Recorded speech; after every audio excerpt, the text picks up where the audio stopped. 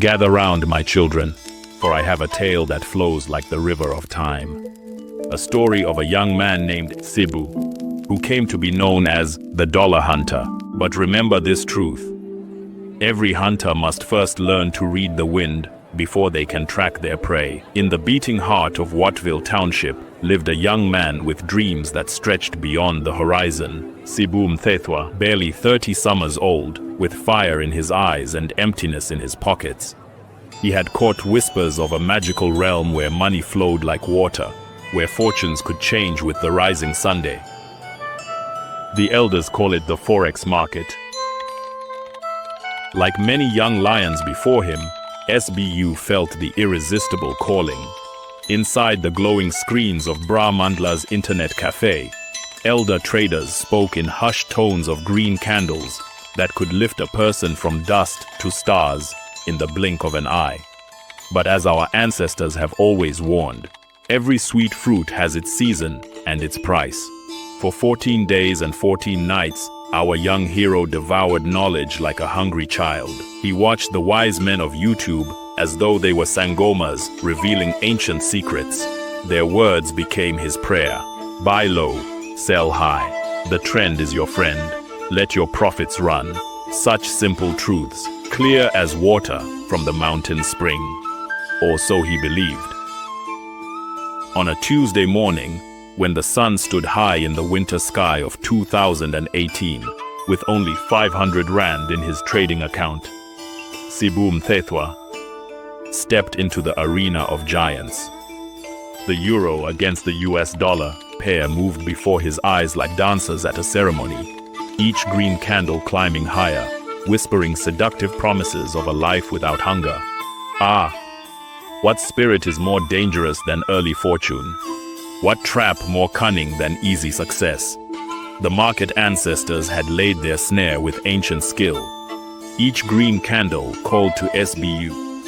Come, brave hunter, the dollars are ripening. Pluck them now before others arrive. Without consulting the wind, without reading the clouds, our impetuous hero swallowed the bait whole. Why hesitate? His blood sang. The train of wealth is leaving the station, and I must claim my seat. And so he bought, high as an eagle, proud as a lion, like a chief claiming land that was never truly his to own. 150 rand in 2 heartbeats. To our young Sbu, this was more than money. It was prophecy fulfilled. I am chosen by the ancestors of wealth, he declared to the silent screens. The market spirits have blessed me as their child. But pride, my listeners, is the favorite meal of the hyena called failure, who was already circling, unseen. Success is a more potent brew than any umkombothi, and young Sbu had drunk deeply from its gourd.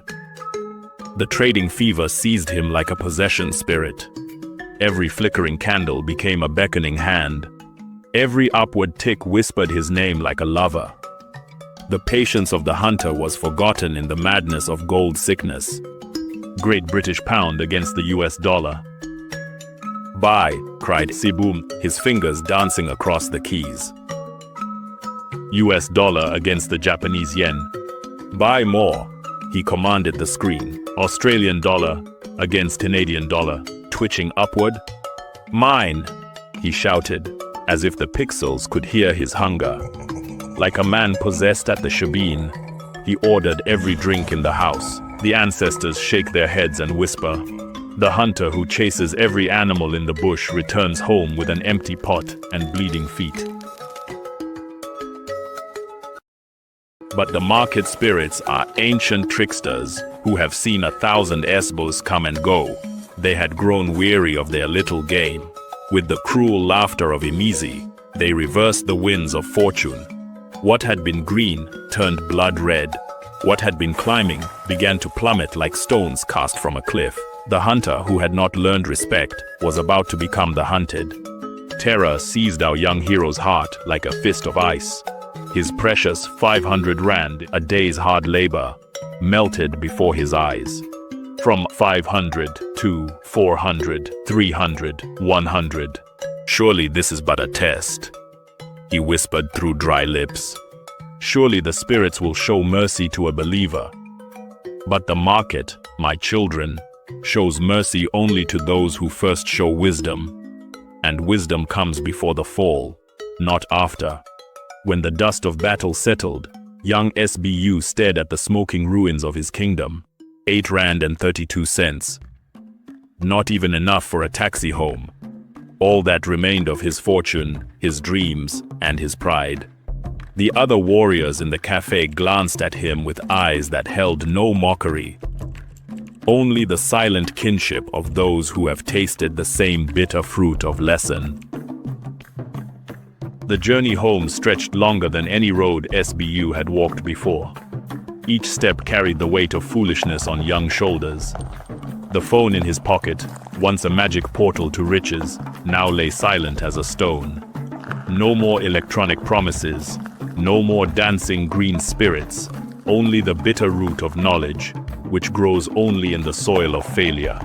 As he walked along the dusty path, Sbu came upon his uncle, the wise and steady Uncle Becky. The elder's voice was warm yet firm, carrying the weight of both love and discipline. He lifted the young man's gaze to the branches above, and spoke first in the tongue of his ancestors, then in English. Mfana wami, uyayibona, aleantaka. My boy, do you see that bird? It waits on the branch until the perfect moment to strike. In life, as in trading, patience is not only the hunter's weapon, it is his shield, his food, and his shelter. Sbu's heart sank, and with a voice trembling in humility, he answered, I was blinded by greed, Maloom. I thought I could harvest what I had not planted. Uncle Becky nodded, his wisdom as old as the streets themselves. With eyes that had seen the turning of many seasons, he said, the taxi that has left the rank cannot be caught by running. The next one will come, if you wait at the right place. And so, on that path, beneath the watching bird, a lesson was sown in Sbu's spirit, one that no rush of greed could ever uproot. The elder's words carried the weight of many seasons. Uncle Becky had watched countless young men chase the mirage of quick fortune, only to find their hands filled with dust. And so, like the first rain that awakens the sleeping seed, wisdom began to take root in young Sbu's heart.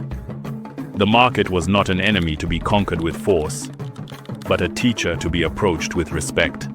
The green candles he had chased were not fruits to be plucked, but signs to be read with patient eyes.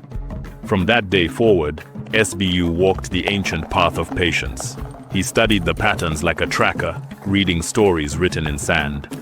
He waited for the perfect moment, like a hunter who knows the waterhole will draw the thirsty. He learned that the true wealth of trading lies not in the taking, but in the waiting. 6 months had crawled by since the day his account balance hit 0, and the trader who had lost it all was still picking up the pieces. His small deposit scraped together from what little he had left sat untouched as he spent his days studying charts, reading every article, watching every video he could find. The sting of his blown account had taught him patience he never knew he possessed. And so ends our first tale of young Sbu's journey through the forest of numbers. Remember this truth, my children.